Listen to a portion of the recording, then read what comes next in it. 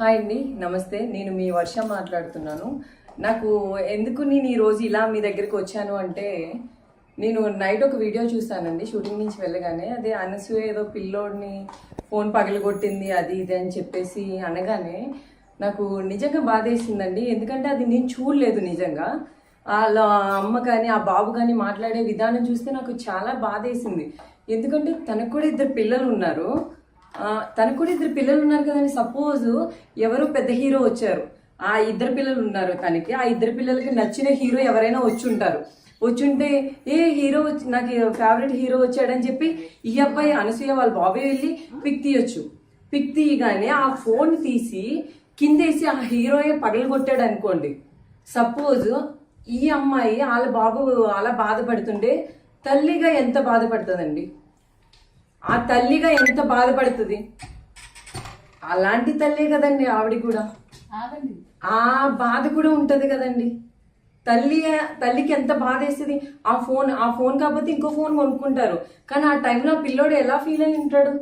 ఎంత బాధ ఉంటది. ఒక తల్లి కదండి, పిల్లలే కదా. పోనీ ఎవరైనా పెద్ద వాళ్ళు తీసుంటే, ఎవరైనా పెద్దోళ్ళు తీసి నువ్వెందుకు అలా తీస్తున్నావు అని పెద్దోళ్ళు అయితే అనొచ్చు. బాబు ఎంత ఉన్నాడండి, చిన్న బాబు. అసలు ఆ టైంలో అబ్బాయి ఎంత బాధపడి ఉంటాడు? ఈ విషయం తెలియగానే వాళ్ళ అమ్మ ఎంత బాధపడి ఉంటుందండి. ఇది తల్లి పిల్లోడికి సంబంధించిన ప్రేమ అనమాట.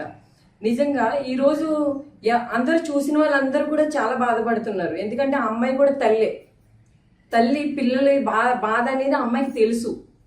కాబట్టి ఇలా చేయడం అనేది కరెక్ట్ కాదు. ఈ అమ్మాయి చేసింది కరెక్ట్, అది రాంగ్. అది పెద్దవాళ్ళు చేసి ఫోన్ లాక్కొని కింద పడేసి ఉంటే అది బాగుండేది. ఒక చిన్న పిల్లోడి మీద ఈ రోజు ఇలా చేయడం అనేది కరెక్ట్ కాదండి.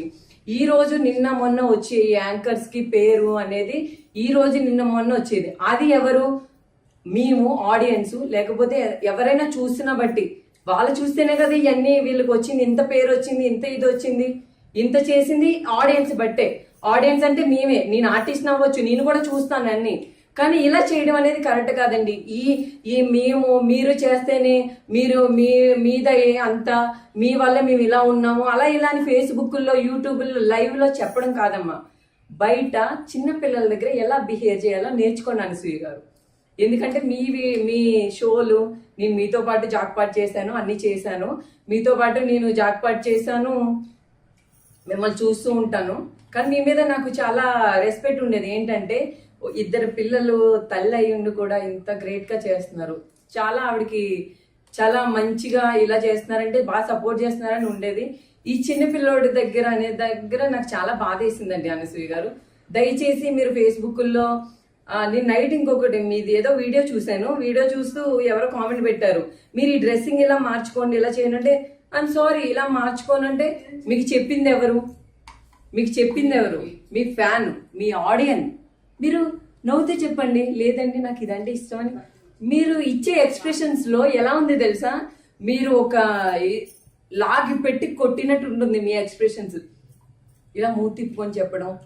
మీరు ఒక యాంకర్ అయి ఉండొచ్చు, కానీ మాట్లాడే విధానం బట్టి ఉంటుంది. మీకు తల్లి, మీకు ప్రేమ తెలుసు కాబట్టి కొంచెం మాట్లాడేటప్పుడు కొంచెం చూసుకొని మాట్లాడండి. ఎందుకంటే నాకు అక్కలు ఉన్నారు, అక్కల పిల్లలు ఉన్నారు. ఆ ప్రేమలు, ఆ అభిమానాలు తెలుసు నాకు. మా అమ్మ నన్ను ఎంత ప్రేమిస్తుందో నాకు తెలుసు. ఆ బాధ ఉంటది, ఆ తల్లికి ఆ బాధ ఉంటదని అనిపించింది నాకు. ఈ రోజు నైట్ నుంచి నేను చాలా బాధపడ్డాను ఈ విషయం గురించి. కొంచెం మీరు చూసుకొని ఫేస్బుక్ లో కానీ అన్నిటిలోని ఫాలో అవుతున్నారంటే మీ ఫ్యాన్సే. బయట ఫోటోలు తీసుకుంటుంది మీ ఫ్యాన్సే కదండి.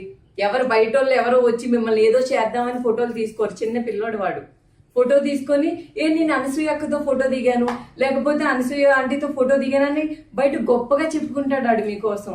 కాబట్టి చిన్నపిల్లల మీద మీరు ఇలాంటి దౌర్జన్యాలు అయితే దయచేసి చేయొద్దండి అనసూయ గారు. మీకు దండం పెడుతున్నా నేను.